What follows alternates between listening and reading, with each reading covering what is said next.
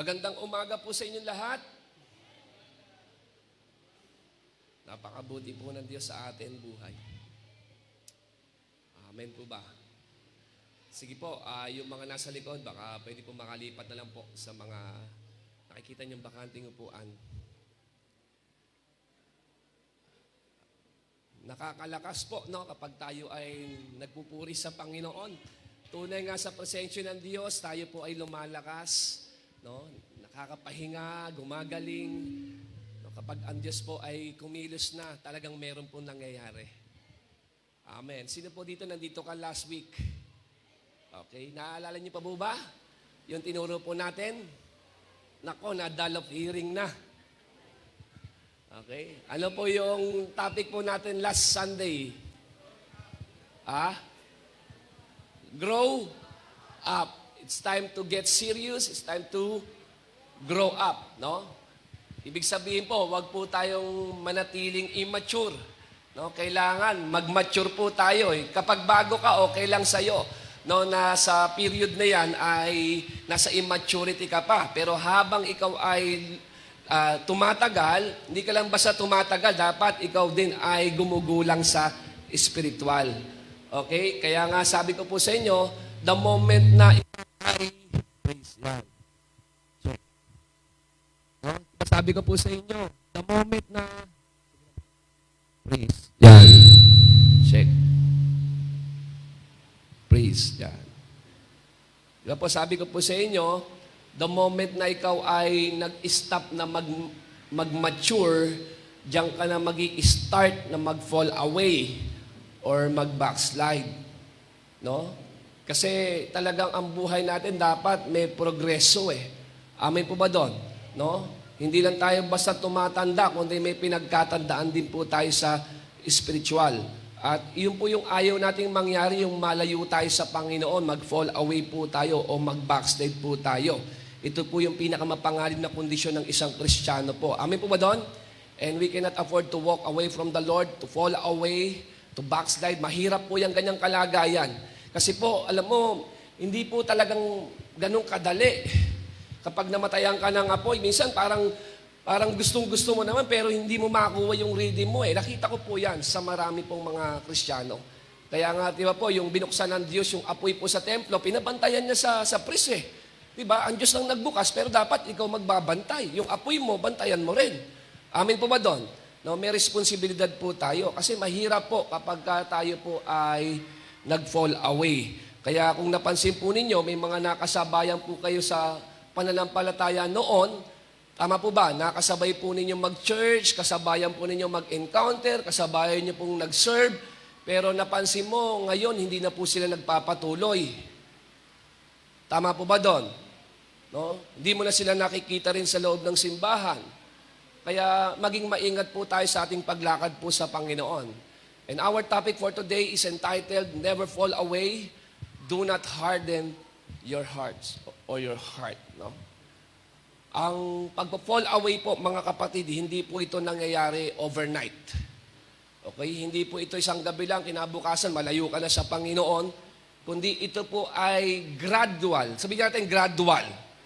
Okay? It happens slowly, over time, no?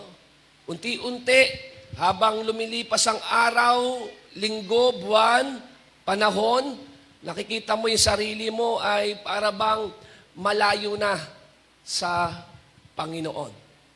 Andiyan pa ba tayo? Kasama po rito yung ating mga excuses, no?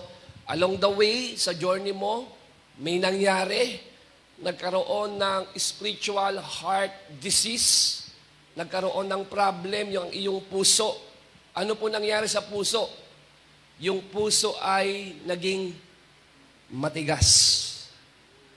Okay? Naging matigas na po ang puso. No? Naging callous, resistant, at insensitive na pagdating sa word ni Lord. Sa mga sinasabi sa ng Panginoon, wala na, namanhid na. Hindi na siya tumatalab sa iyo. Kaya po sabi sa Bible in the book of Hebrews chapter 3 verse 7 to 8, ito po yung ating key passage, nakalagay po dyan, as the Holy Spirit says, today, if you hear His voice, Do not harden your hearts as you did in the rebellion during the time of testing in the wilderness. Sabi niya, no, today if you hear His voice, the voice of God, the voice of the Holy Spirit, ang sabi niyan, do not harden your heart. Okay? Tanungin ko muna kayo, how is your heart today? Kumusta po ba ang kondisyon ng inyong puso sa mga oras pong ito? No? Tanungin mo yung katabi mo, kumusta ka ba? No? Yung word kasi na harden dyan, sa Greek ay klereo. No? Yung klereo, dito po nang galing yung salitang sclerosis. Alam niyo ba ibig sabihin ng sclerosis? Kapag ikaw nag-aaral ng medisina, may nakakalam ba dito? May mga nursing or magdudoktor? Ang ibig sabihin ng sclerosis, ito yung, diba po, yung pampa, yung naninigas yung, yung mga ugat. At yung artery. Okay? Kapag tumigas yung ugat, yung artery, kapatid, dito na susunod yung pag-atake, yung heart attack. Okay? Paninigas po ito ng ugat. Kaya delikado po. Kapag tumigas yung artery mo, sa puso, ang kasunod na po dyan ay heart attack. Okay? Yung harden, yun po yun. Klereo. Delikado po yan. No? Mapanganib po yan. Kaya sabi dito, today, if you hear His voice, do not harden your hearts. Okay? Kasi bakit pag tumigas ang puso mo, kapatid sa spiritual, no, kasabay nito yung paglayo mo na sa Panginoon. Eh wala naman po siguro sa atin dito nang gusto malayo sa Panginoon at maging matigas ang puso. Pero kung hindi tayo magiging maingat, may posibilidad na na tayo ay malagay sa ganitong kondisyon. Amen po ba doon? No? Ang Panginoon ayaw niya tayong malayo. Siyempre tayo, dahil tayo ay merong desisyon bilang tao, no? Tayo po ay responsible sa ating pong paglakad sa ating pananampalataya. Amen po ba doon? No? Ang tanong, how do we know that we are falling away? No? What are the signs or the characteristics of a callous or a hardened heart? Paano natin masasabi na tayo ay nalalayo na sa Panginoon? Kasi weekly, nandito ka, nag-church ka. Pero is it possible kahit nasa church ka, pero yung puso mo malayo na sa Diyos? Is it possible ba na nakikinig ka ngayon, pero yung heart mo resistant na? Insensitive na? Pwede po ba mangyari po yun? No, pwede bang narinig mo yung salita ng Diyos, pero wala ka naman talagang intensyon na gawin yung napakinggan mo. Pero nasa loob ka ng simbahan. Are we getting this? No. So paano natin malalaman na tayo ay nag-fall away na? Kasi po sa mga last days, marami po talaga manlalamig sa kanilang pananampalataya. At naniniwala ko, malapit na rin po talaga. Come on, nandiyo ba tayo? At ano yung mga senyales o characteristics ng isang puso na tumigas na? Paano mo masasabi na ang puso mo ay tumigas na? Ano yung mga signs po nito? Now, tingnan po natin, magbibigay lang po kasi ng kaunti ng mga characteristics po of a callous heart. No? Una po dyan yung insensitivity to what God says. Insensitive ka na sa sinasabi ng Diyos sa iyo. Nagsasalita ang Panginoon, maaaring sa oras na to, pero nagre-refuse ka. At kapag nagre-refuse ka sa sinasabi ng Panginoon, dito tumitigas ang iyong puso.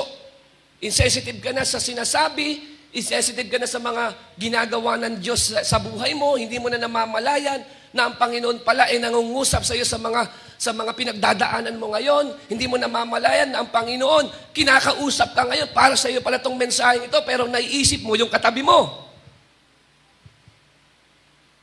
Tama. Andiyan ba tayo? No? Hindi mo namamalayan, kinakausap ka ng Panginoon, na manhid ka na. No? Ito po yung isa sa pinakamapanganib na kondisyon ng mga Kristiyano kapag ang puso mo ay naging manhid na, tumigas na. No? It's a dangerous condition.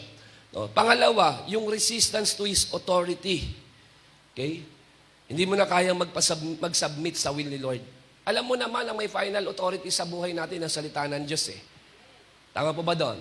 Ito po yung ating pamantayan at batayan ng ating pamumuhay, ang salita ng Diyos. Kung ano yung sinasabi ng Panginoon na tama, yun ay tama sa atin. Kung ano yung sinasabi sa Bible na mali, yun ay mali sa atin. Hindi natin po pwede sabihin yung tama sa Bible ay mali sa atin. Hindi po. Kailangan magpasakop tayo sa salita ano ba yung authority sa ano? Sa authority sa Tagalog. Authority? Kapamahalaan. Okay, yan. Kapamahalaan ng ating Panginoon. No, mag-submit tayo sa kanyang kalooban, sa kanyang plano sa ating pong buhay. Yan, kapag hindi na po tayo nagsasubmit, meron na po tayong kondisyon ng puso na tumitigas dahil nagmamataas. Iniisip mo kasi, kaya mo naman patakboy ng buhay mo eh. Tama po ba doon? No, kahit wala ang salita ng Diyos, kahit di mo alam yung plano ng Lord, yung will ni Lord sa buhay mo, tingin mo naman dahil matalino ka, mahusay ka, magaling ka, kaya mo yung buhay mo na yan. Tama po ba doon? Kaya hindi na tayo nagsasubmit. Pangatlo, yung disobedience to what the Lord is instructing you to do. Yung hindi natin pagsunod, no? Hindi tayo marunong sumunod sa pinapagawa sa atin ng Panginoon. Yung mas ginagawa mo na yung mga bagay na gusto mo kaysa sa mga bagay na gusto ng Panginoon na gawin mo. Ano pa? Yung justification of sinful conduct. Ibig sabihin, may ginawa kang mali, sa halip na ihingi mo ng tawad, ang ginagawa pa natin, ginajustify. Ang tawag ng ginajustify, tinotolerate mo pa, nagdadahilan ka pa, nangangatwiran ka pa. Tama pa ba doon? Alam mo naman mali yun eh. Maaaring iniisip mo na, ginagawa naman din ng iba eh. Saka minsan lang naman din eh. Diba? Ginajustify mo natin. Andiyan ba tayo? No? Ano pa? Baka nandito na po tayo ha. Rejection of reproof by others. Okay, pinagsabihan ka ng iba dahil nakikita niya, napapansin ng taong accountable sa iyo na hindi na nagiging maayos yung paglakad mo sa Panginoon. No? Hindi na nagiging tama yung iyong pamumuhay. And then nung tinama ka, sa halip na baguhin mo yung lakad mo, nagalit ka nung napagsabihan ka. Diba? Ayaw mo nang kinokorek ka. No? Hindi mo gusto yung mga sinasabi nila kasi nga against yun sa tenga mo eh. Diba? Ang gusto mo lang marinig yung bang sasang-ayon sa mga bagay na gusto mo. Pero kapag yung ginagawa mo ay nag-oppose sila, kinorek ka nila, and then dito, umaalma na yung puso mo. Ibig sabihin, matigas na. Okay? Kapag hindi ka na teachable, kapag hindi na naitatama ang puso mo, andiyan pa ba tayo? Ano pa? Yung preoccupation with worldly things. Wala ka ng time para kay Lord. Meron ka lagi me time. Pero yung me time with God, wala ka. No? Kumbaga, sa sobrang kabisihan mo, distracted ka na ng mga bagay sa mundo. Yun po yun. No? Nawala na yung interest mo sa mga spiritual na bagay. Ang mahalaga lang sa'yo, kung ano yung magiging future mo dito sa lupa, na wala na yung eternity sa iyo. Hindi mo yata alam na uuwi ka sa ating Panginoon. Amen po ba? No?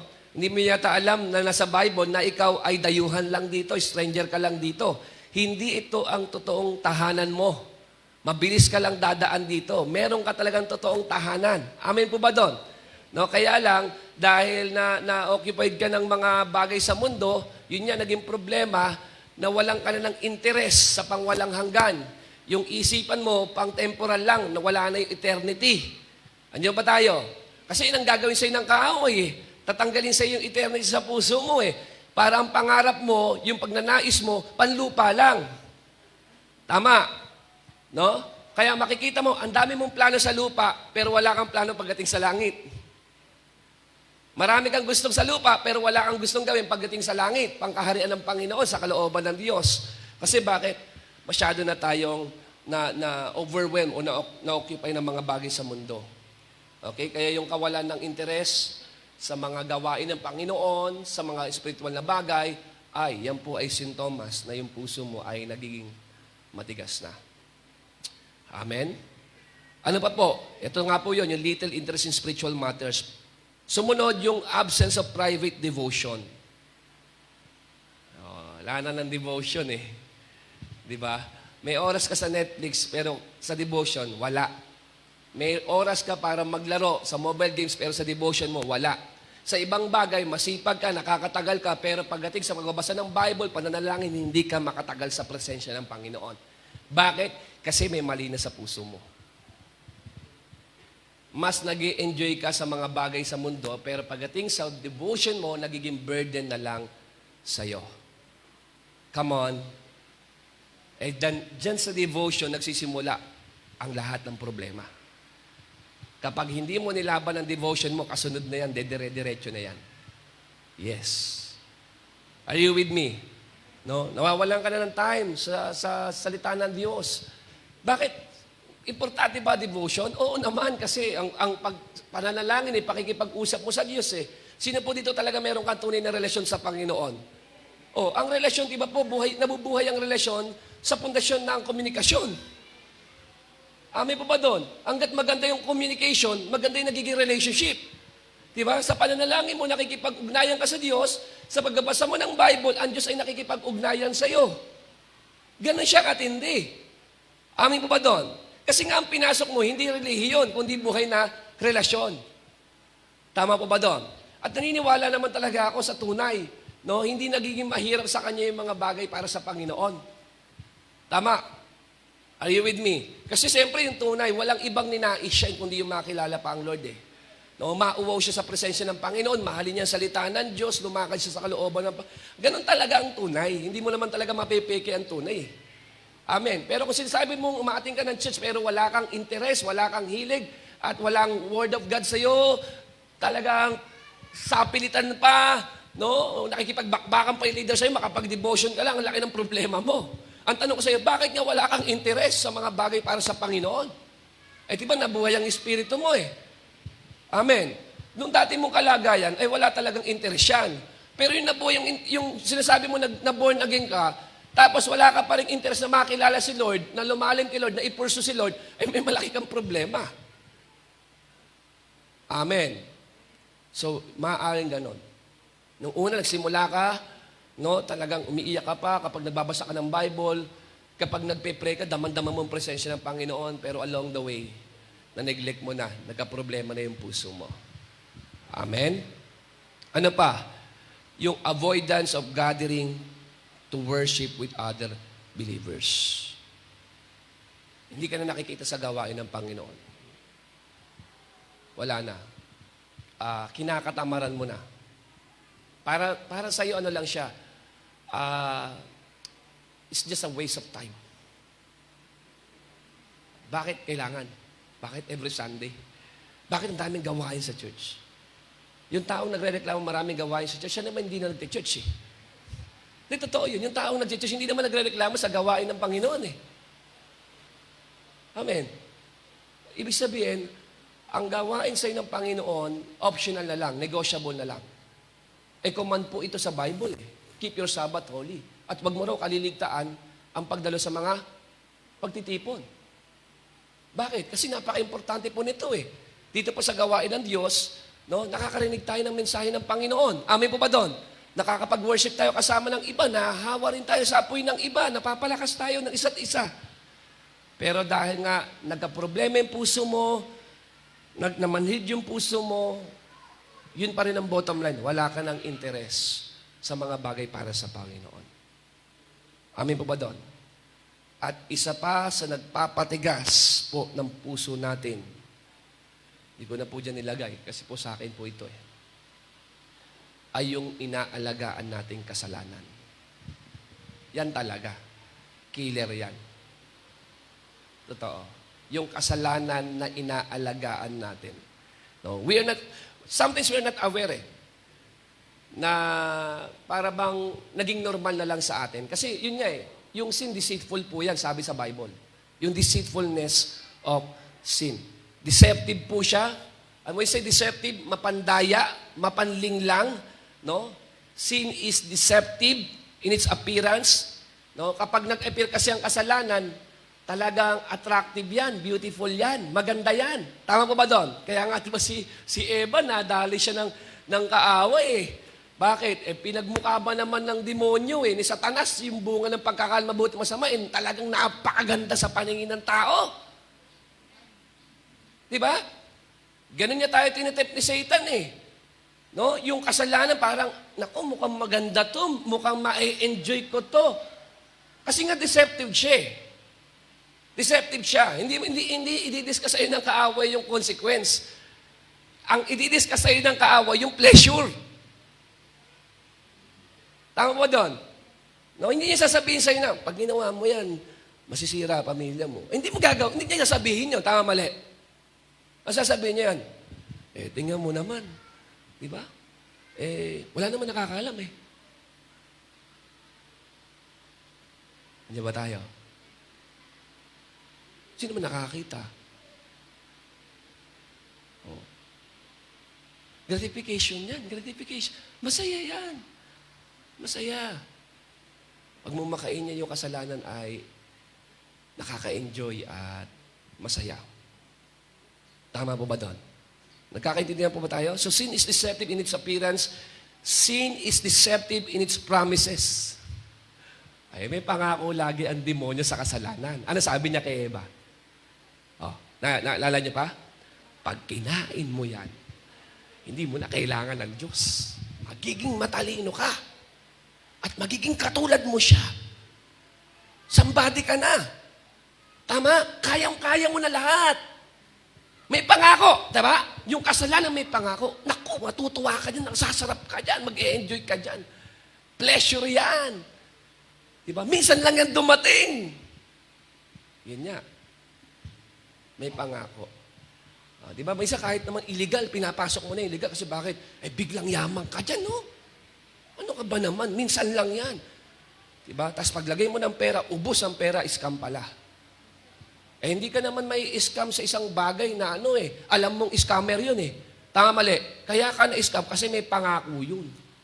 Ano pangako? Hindi niya lang titriplihin yung pera mo. Tama? Matulog ka lang isang araw, milyonaryo ka na. Dahil ang ganda ng pangako, kahit alam mo sa tingin mo na conviction, na parang hindi yata tama yun sa Bible nakalagay yung biglang yaman, delikado. Mabilis daw mawala yung biglang yaman. Yung ibig sabihin, yaman na hindi mo pinagpaguran. Yaman galing sa masama. Sabi sa Bible yun no? Mabilis din mo yung mawala. Kaya inisip mo, yun nga, hindi pa nga nahawakan, nawala na eh. Tama. Pero walang taong nadaya na hindi napangakuan.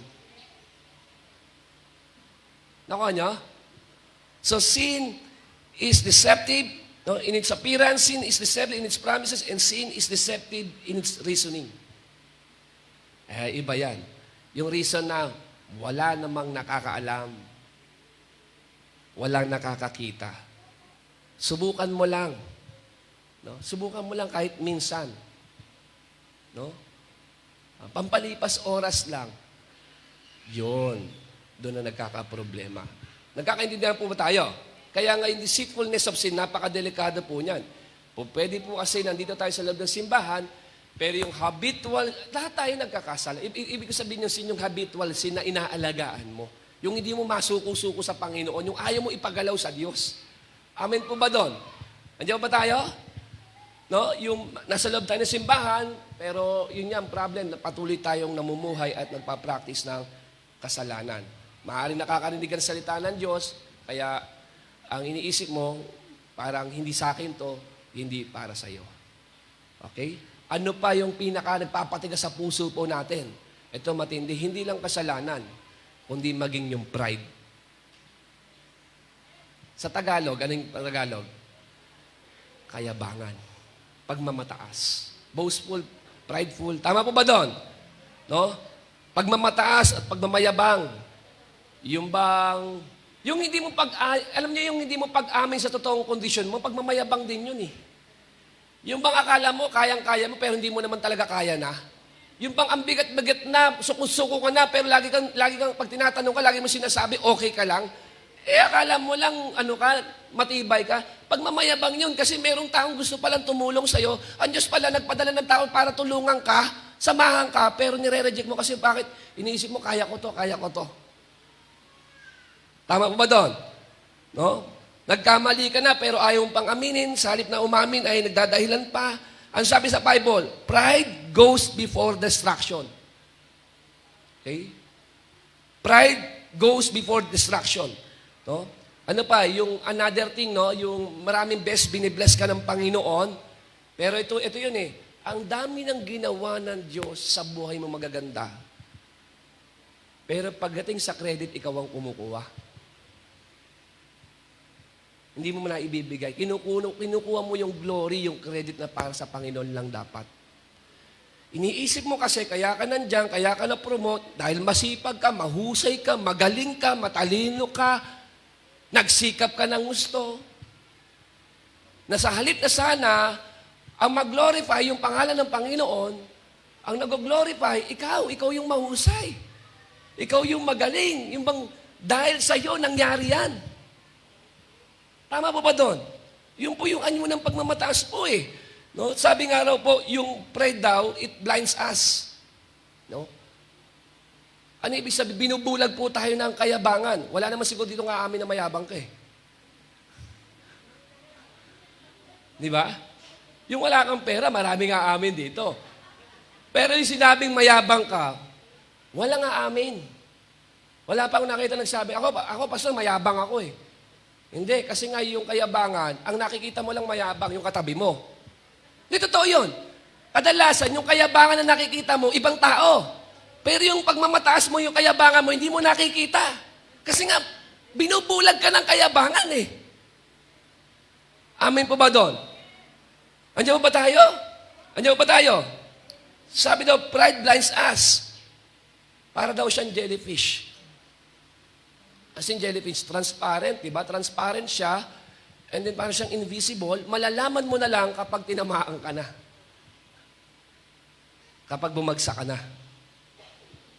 Diba yung jellyfish, kapag nadali ka na, doon mo lang malaman, kasi hindi mo siya mapansin eh. Ganun din daw. At ang kayabangan daw, para daw siyang BO. Ano yung BO? Bad odor. Oo. Yung mga tao sa paligid mo nakakaalam. Amoy na amoy nila. Pero yung taong may bad odor, hindi niya alam na may bad odor siya. Tama? Sino dito, tingnan mo ngayon kabatabi mo katin. Amoy mo nga konti. Sabi nga ba ikaw yung topic eh. Hindi, totoo daw, ganun daw, parang siyang bad odor. Bakit? Alam ng iba, pero ikaw hindi mo alam. Kaya nga pride goes before destruction. Kaya ang kasalanan ng pagmamataas, no? Pagmamatigas ng ating puso, kung wala ng interes, no? Pagdi-disobey, yan po yung nakakapagpamanhid ng ating puso. Naglalagay po siya ng kalyo sa ating puso. At yun po ay delikadong kondisyon ng isang Kristiyano. Nakukuha po natin? Nakukuha po natin. Kaya po sabi po rito sa Hebrews chapter 3 verse 12 to 13, tingnan niyo po sabi po, take care, brothers. Sino kausap? Sino kausap? O, kanino po pwedeng mangyari to? Kung ang mga Kristiyano ang kausap, kanino posibleng pwedeng mangyari? Sino po ang winawarningan? Okay, of course, siyempre yung writer ng Hebrew, ang kausap niya believers, kaya nga brothers and sisters eh. Brethren sa ibang salin. Ano sabi diyan? Take care, brothers. Beware. Come on. Lest there be in any of you an evil, unbelieving heart, leading you to what? To fall away from the living God. But exhort one another every day as long as it is called today, that none of you may be hardened by the deceitfulness of sin. Kaya sabi niya, no, take care. Yung word na take care dyan, kapatid, ang ibig sabihin ay watch out. Watch out. Be careful. Be careful. Don't presume. Don't assume. Beware. Why? Because there's always the deceitfulness of sin. Lagi eh. Laging ang kaaway talagang lalapit yan, ang kasalanan, lalapit yan sa'yo. Aatakihin ka talaga niyan. Ang temptation, lalapit yan sa'yo. Aatakihin ka talaga niyan. Kaya sabi dito, maging maingat. Bakit? Kasi kung hindi ka rin magiging maingat, may posibilidad na ikaw ay ma-fall away. Malayo, madisib ng kasalanan. Now, ano yung context dyan? Ang context kasi ng Hebrew sa mga Israelites po dyan, sa dami ng ginawa ng Diyos sa kanila, sa dami ng mga himalang naranasan sa Panginoon, ganun pa rin. Lagi pa rin silang, merong sakit ng unbelief. Hirap pa rin silang paniwalaan at pagkatiwalaan ng Diyos. Paragi pa rin sila nagre-reklamo sa kabila ng lahat. Tumigas na ang kanilang puso. Are we getting this? Nandiyan ba tayo? No? Kaya binanggit po dyan, tingnan niyo po take care, mag-ingat. Mag-ingat. Sabi mo sa katabi mo, mag-ingat. No? Para hindi tayo mag-fall away. Huwag masyadong complacent. Huwag magpakasigurado, huwag magpakasiguro na dahil nagsiserve naman ako, umaate naman ako, alam ko naman ang salita ng Diyos. Pero sa totoo lang, yung puso mo, may problema. Natandaan mo, hindi attendance ang hinahanap sa ng Panginoon, kundi yung puso mong sinuko sa Diyos. Kumikilala sa Diyos. At para hindi mangyari na mag-fall away ka, sinabi po dyan, ano ang dapat natin gawin? Based sa context. Binanggit dyan na, lest there any of you an evil, unbelieving heart, leading you to fall away from the living God. But exhort, yan na, exhort one another. Ano ibig sabihin ng exhort? Yung word na exhort po dyan sa Greek ay parakaleo. Ito po yung ginamit na word sa Holy Spirit. Yung word na exhort, nang ibig sabihin ay comforter. Comfort, ano pa po, nakalagay dyan? Exhorter, counselor, parakaleo. Nang ibig sabihin ng parakaleo, to call alongside with. Tinawag para tabihan. Okay? Tinawag ka para tabihan. Bakit? Ano gagawin? Tinabihan para bigyan ng comfort, para bigyan ng encouragement. Parakaleo. Okay? Tinawag ka para tabihan upang bigyan ka ng comfort, ng encouragement. Kaya sabi diyan, let's encourage one another. It means comfort, inspiration. Yan yung ibig sabihin ng exhort. At yung exhort po dyan, may dalawang composition po yan, yung component. I mean, yung parakaleo. Yung una po dyan, yung emphasize. Pag sinabi natin one another. No? Yung parakaleo. Emphasize. Ano po yung emphasize? Bring comfort. Kapatid, lalo na sa mga panahon na meron kang mabigat na pinagdadaanan, kailangan mo ng makakasama. Mahirap magtagumpay, kapatid, na nag-iisa ka lang. Sa journey mo kay Lord, mahirap kapag ikaw lang. Kaya sabi diyan, no, bringing comfort. Kapag bumagsak ka, kapatid, sa buhay, sa kabuhayan, dinapuan ka ng malubhang sakit, nawalan ka ng minamahal, kung ikaw lang, talagang lalayo ka na sa Lord eh. Di ba? Pero sabi diyan, no, exhort one another. You need comfort. Kung meron kang mabigat na pinagdadaanan, kapatid, huwag kang lalayo sa pamilya ng Diyos, sa mga kapatiran. We need each other. Upang hindi tayo malayo, kapatid, mahirap kasi mapigtas kapag sama-samang lubid eh. Pero madali lang kapag nag-iisa lang. Tama po ba doon? Sa mga panahon na mabigat, ang iyong kondisyon, ang pinagdadaanan mo, kapatid, kailangan mo ng, ano ba comfort sa Tagalog? Kaaliwan mula sa iba. Kasi ang Diyos po ginagamit din niya ang bawat isa po sa atin para i-comfort po tayo, para i-encourage po tayo eh. Amen po ba doon? No? Yung bang iparamdam mo, for example, sa life group, meron talagang dumanas ng matinding pagsubok, ikaw na kapatid, tabihan mo raw. Bigyan mo daw siya ng comfort. Amen. Iparamdam mo sa kanya. Pag sinabing yung empathize, iparamdam mo sa kanya na nakaka-relate ka. Alam mo yung pinagdadaanan niya. Nararamdaman mo yung kanyang kondisyon. Inilalagay mo ang iyong sarili sa kanya. Naiintindihan mo siya. Amen po ba doon? Kapag may mga tao na lumapit sa iyo, na nandyan, yun niya eh, na merong malasakit, nagbibigay sa iyo ng comfort, di ba po nakakalakas?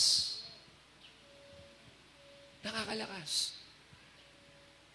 Kaya nga po sa life group, napaka-importante na sino man sa inyo ang mayroong pinagdadaanan, kailangan yung parakaleo ma-practice. Hindi lang sa kainan. Ang life group, hindi lang to gathering. Hindi lang to yung nagsasama-sama kayo para kumain, kundi kung pag merong kayong kasama sa live group na mabigat yung pinagdadinapuan ng malubhang sakit, andun kayo para kalayo, tabihan ninyo. Bigyan niyo siya ng comfort. Kasi kung hindi niyo siya tatabihan, mawawala yan. Lalayo sa Panginoon yan. Hindi niya kakayanin yung pinagdadaanan niya. Tama po ba doon? Amen po ba doon? Andiyan ba tayo? Kaya kung makikita natin yung beauty ng life group, ay napaka-powerful niyan. Kasi bakit? Aminin na natin sa journey natin sa Panginoon, nandiyan yung nasasaktan tayo, bumabagsak tayo, natitisod tayo, nadadapa tayo. Kung walang taong aabot sa atin at tatabi sa atin para i-comfort tayo sa mga panahon na meron tayong malubhang karamdaman, sa mga panahon na talagang walang-wala tayo, ang bigat ng ating problema, madali sa iyo ang lumayo sa Diyos. Tama mali. Isipin mo lang. Isipin mo lang. Pero kapag may mga tao na tumatabi sa iyo at nagbibigay ng inspiration, ng comfort, ginagamit ng Diyos ang taong iyon para huwag kang malayo sa Kanya. Amen po ba doon? Amen? Amen. No? Kaya sa mga may pinagdadaanan, guys, lalo sa live group, no? Last time, nandun kami sa patay ng isa nating kapatid, no? Hindi yun nauuwi sa pakikilamay lang. Yung mga anak, tatay bago umuwi. Napaka-importante na magbigay ng comfort. Kasi yung pera, kahit bigay mo yan, mauubos yan. Yung salitang masasabi mo sa tao para makapagpatuloy siya, yung panalangin na ginawa mo sa tao, napaka-importante at malaking bagay. Tama po ba doon? Amen? No? Mahirap. Could you imagine kung nag-iisa ka lang, dinapuan ka ng matinding problema, madali sa iyong bumigay. Pangalawa, hindi lang empathize po ang sinabi po dito, no? Kundi yung encouragement. Dalawa po ang component po ng exhort. Una, empathize. Pangalawa, encouragement. Ibig sabihin ng encouragement, infuse courage. No? Patapangin mo yung mga napanghihinaan ng loob. Tabihan mo, na parang kasi yung taong yun, baka sinasabi niya na, parang ayoko na magpatuloy. Kasi bakit gano'n nangyari? Ikaw, yung tatabi para kaleo. Yung Holy Spirit, amin po ba doon, ginagawa comforter, counselor, magsasalita ka sa Kanya para yung tapang na nawala sa Kanya, maibalik, buhusan mo siya ng tapang. Amen. Kasi napanghihinaan na siya ng loob dahil sa mga pinagdadaanan niya eh. Pero kung merong tao na tatabi sa Kanya para patapangin siya, palakasin siya, yung taong yun makapagpapatuloy uli. Amen. Nandiyan ba tayo? Nung maibalik yung tapang sa Kanya, muli mong pasiglahin. Ibig sabihin, muli mong pasiglahin. Bakit? Kasi meron po tayong responsibilidad sa bawat isa. Tandaan niyo po yan. Meron po tayong responsibilidad sa bawat isa. Para maingatan po natin ang bawat isa, kapatid, sa pananampalataya, kailangan po natin, magsama-sama at magkaisa. Kaya sabi mo sa katabi mo, kailangan kita. Madaling lumayo, mag-fall away kapag ikaw lang. Pero kapag may kasama ka, may magbibigay sa iyo ng comfort, inspiration, ng encouragement, motivation. Amen po ba doon? Para makapagpatuloy sa kabila ng lahat. So, we fight to maintain each other's faith. Nilalaban natin. Tandaan niyo po ito. Sa mga leaders, tandaan niyo po, nilalaban ninyo yung pananampalataya ng bawat isa. Nilalaban niyo po. Hindi attendance ang importante rito. Yung personal touch niyo sa bawat isa. Yung kondisyon ng kanilang pananampalataya. Kumusta na po ba? Kumusta po ba ang kanilang buhay ngayon? May pinagdadaanan ba? Nasa kalungkutan ba? Nandun ba sa pananghihinaan ng loob? Amen po ba doon? Importante po yon. Na tayo po ilaban natin ang pananampalataya ng bawat isa by exhorting and encouraging one another. Kaya po sa Bible, ang faith community, hindi yan option. It is a command. No? Ang life group hindi lang nagagather, kundi sama-sama na lumalago sa Panginoon. Nandiyan po ba yung life group natin? What is a life group? Tingnan ko muna po, no? Para maintindihan. Ito po ang i-expect po ninyo sa life group ninyo. Ito po yung dapat na nakikita sa life group. Pag hindi nyo po nakikita to, usap po tayo. Hindi dapat ganon. Nandiyan po ba? No? Wala? Okay. Ang life group po, a life group is composed of people who meet regularly. Okay, ito rin po ay composed, no? Sama-samang nagtitipon linggo-linggo. Na ano ginagawa? To study the Bible together? Bakit? Siyempre, sabi we don't live by bread alone. No? Yung salita ng Diyos, ito po yung buhay po natin, kalakasan natin. Strengthen and encourage one another. Ask mo sarili mo, na-strengthen ba ako dito? Na-encourage ba ako dito? Ano pa? Pray to God for each other's personal lives. Naipagpe-pray ba ako rito sa life group? Nakakamusta ba ako rito sa life group? Napapalakas niya ba ako? Naipapanalangin niya ba ako? Eh kasi kung word of God lang, di Sunday service ka na lang umaten. Kasi ang one another sa Bible, ang tanging makaagawa niya, yung life group o yung small groups. Yan po yung dapat in-expect po ninyo sa life group. Yung ano po, yung naipanala, and help one another grow in their walk with the Lord. Tinutulungan kang lumago sa paglakad mo sa Panginoon. Kung hindi ka nag-grow sa life group, kapatid, pray ka kay Lord. Pray ka. Many times, shinare ko na po ito sa leaders. Kasi bakit? Kailangan natin ang bawat isa. We need each other.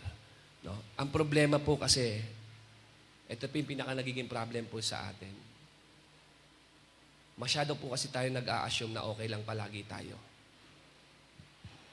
Tama, mali. Masyado tayo nag-a-assume na okay palagi tayo, na kaya minsan, nagagawa po natin dumistansya sa gawain ng Panginoon, dumistansya sa fellowship, dahil sa pag-aakala natin na okay lang naman tayo. Tama po ba doon? No? Okay lang tayo. Yung bang huwag kayong mag-alala, okay lang ako, hindi ako nag-backslide. Huwag kayong mag-alala. Okay lang ako, huwag kayong mag-alala. Hindi ako galit sa inyo, busy lang talaga. Okay lang ako. Okay lang ako, huwag kayong mag-alala. Nagsisimba naman ako linggo-linggo. Yung pag-assume mo na sinasabi mong okay ka lang, pero sa totoo, hindi ka na talaga okay. Amen. Amen.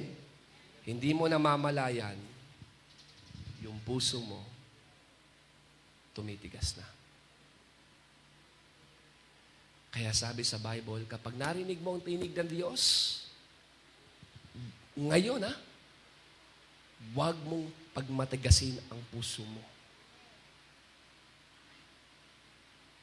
At para hindi ka mag-fall away, iniutos sa atin ng Diyos sa mamamagitan ng sumulat na to, ng Book of Hebrew, na to exhort one another.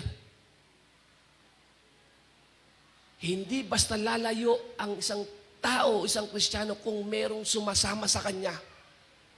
Kung merong nagpapalakas sa kanya.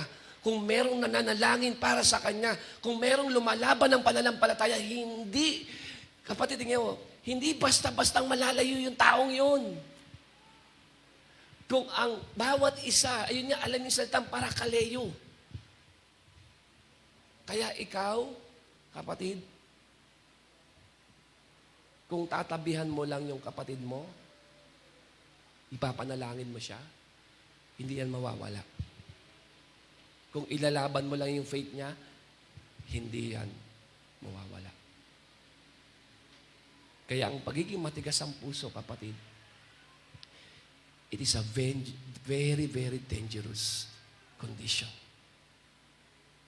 At marami na po ang napinsala at nabiktima ng pusong manhid. Dito po ako magtatapos sa inyo. Hindi nais ng Panginoon na malayo ka. Hindi gusto ng Diyos na maging matigas ang puso mo. Kaya lagi siya nangungusap. Lagi siyang mayroong mensahe. Hindi nais ng Panginoon yung nagiging set up mo maaari ngayon na nasa church ka pero hindi mo pinapadil kay Lord yung puso mo. Bakit? Yun nga eh. Hindi mo ma-let go yung kasalanan eh. Hindi mo ma-overcome. Hindi mo kayang isuko kay Lord. Tapos punong-puno pa tayo ng pagmamataas na kaya natin ang buhay. Alam ko na yan, napaka-basic ng mensahe na yan. Kaya lagi may dalawang tao sa loob ng simbahan. Taong nababago at di nababago. Taong merong soft heart at taong yun yan, hardened heart. Isa sa sobrang husay natin, sa sobrang galing na natin, talino na natin. Usap kami ni Pastor, sabi ko, sa totoo lang, ang Bible, kahit nga basahin mo, pwede kang kausapin ng Diyos eh. Diba? Yung salita ng Panginoon na nais nang iparating ngayong umaga sa iyo, hindi mo ito matatanggap kapag mali ang puso mo. Gusto mo ba yung ganon? Papasok ka, pupunta ka sa lugar na to, pero paglabas mo, wala naman din nangyari.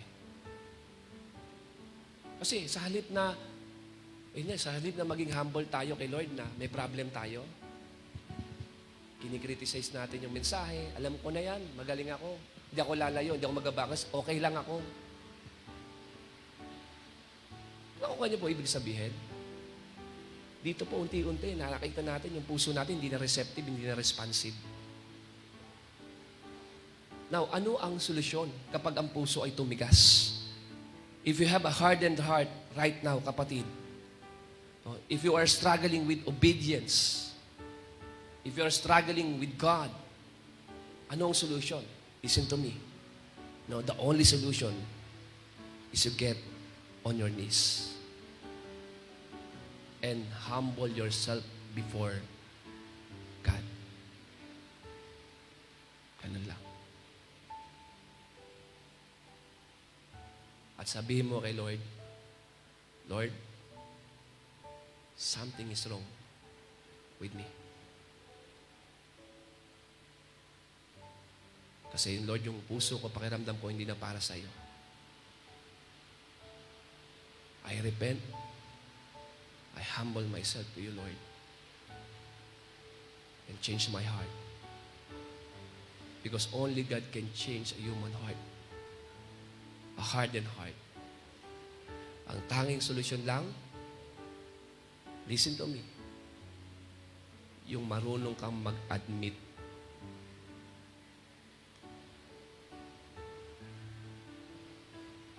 Marunong kang umamin na may mali sa puso mo. Sa halip na i-criticize mo yung napakinggan mo, sa halip na sabihin mo marami ka nang alam, sabihin mo lang kay Lord, Lord, something is wrong with me. With my heart. Hindi ko na nakikita na ang puso ko nagmamahal pa sa'yo. Hindi ko na nakikita yung puso ko sumusunod pa sa'yo.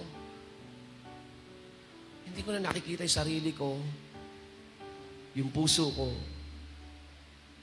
ikaw yung ginugusto. Kaya ngayong umaga, Panginoon, nandito po ako, umaamin ako na may problema yung puso ko, matigas na. Could you change my heart, Lord? Please? Could you change my heart? Palambutin niyo po yung puso ko, Panginoon. Muli mong baguhin ito. Sa dami ng kalyo, kasalanan, pangyayari, sakit, puot, galit, tumigas na yung puso mo eh. And right now, God is telling you, I want to heal your heart, to change your heart. But the thing is, ina-admit mo ba? Ina-admit mo ba? Pwede ba po tayong lahat ay tumayo?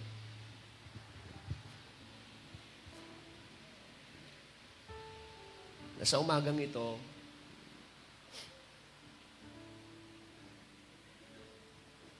marubdob at seryoso tayong mananalangin sa Panginoon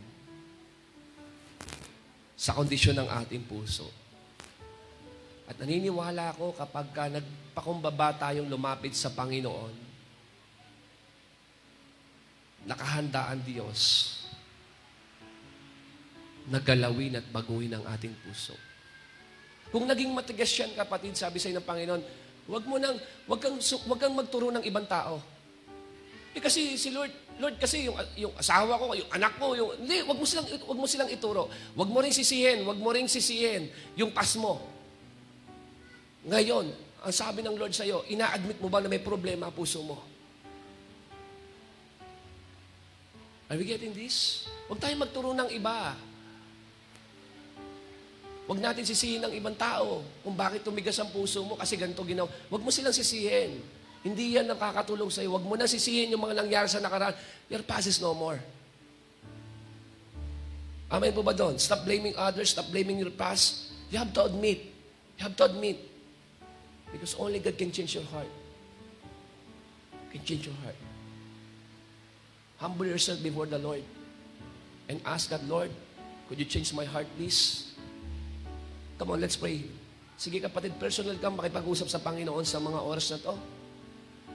Na yung puso mo maging masigla uli, maging responsive uli, maging malambot uli, maging matabang lupa uli. Na baguhin uli ng Panginoon yung ugali ng iyong puso. Yung puso na wala ng pagmamahal, wala ng interest para sa Kanya. Yung puso na hindi na sumusunod. Yung puso na mas mahal pa ang kasalanan kaysa sa kalooban ng Panginoon. Yung puso na nagmamataas. Lord, break my heart. Ask the Lord to break your heart.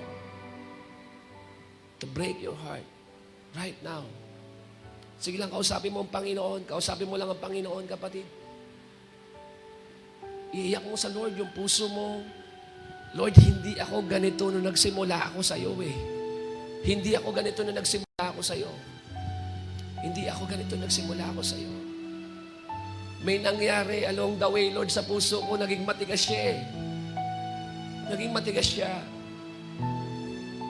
Kaya ngayon, Lord, ayokong sisihin ng ibang tao, ayokong sisihin yung mga nangyari sa nakaraan. Nandito lang ako, Lord, nagpapakumbaba ako sa iyo. Humingi ako ng tawad, Panginoon, sa pagiging matigas ko sa iyo, sa pagsuway ko sa iyo, sa paglayo ko sa iyo. Panginoon, buong puso na nagpapakumbaba ako sa iyo. Muli mong baguhin, ayusin, palambutin ang pusong naging matigas sa iyo. In the name of Jesus. In the name of Jesus. Na yung anumang maririnig mong mensahe, salita ng Diyos, hindi lang siya lalabas sa kabilang tenga, kundi matatanim siya sa puso mo. Maitatago siya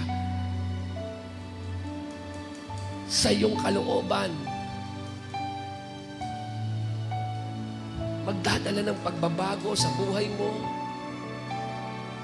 Magbibigay kasiglahan sa lakbayin mo sa Panginoon. Hindi pera, problema eh. Yung puso, hindi talaga yung nasa tao sa paligid mo, hindi. Yung puso may problem. Kaya sabi ng Panginoon, kung narinig mo ngayon ang kanyang tinig, ang kanyang salita, huwag mong pagmatigasin ang puso mo. Do not harden your heart. Dahil kapag tumigas yan, anak, sabi ni Lord sa iyo, kasunod niya ng paglayo mo. Kasunod niya ng pagtalikod mo. Pagkawasak mo. Do not harden your heart. Huwag isipin, huwag ipalagay na kaya mo mag-isa. You need one another. You need others. You need others. You need someone na mag-i-stir sa spirit mo, magnanorish sa'yo, magko-comfort sa'yo, magre-rebuke sa'yo, magko-correct sa'yo, mag-i-encourage sa'yo. Huwag kang aalis sa community ng faith. Naiingatan ka rito na huwag kang malayo. Na huwag kang malayo. Hindi ka talaga okay. In the name of Jesus, in the name of Jesus, makita mo yung beauty ng community.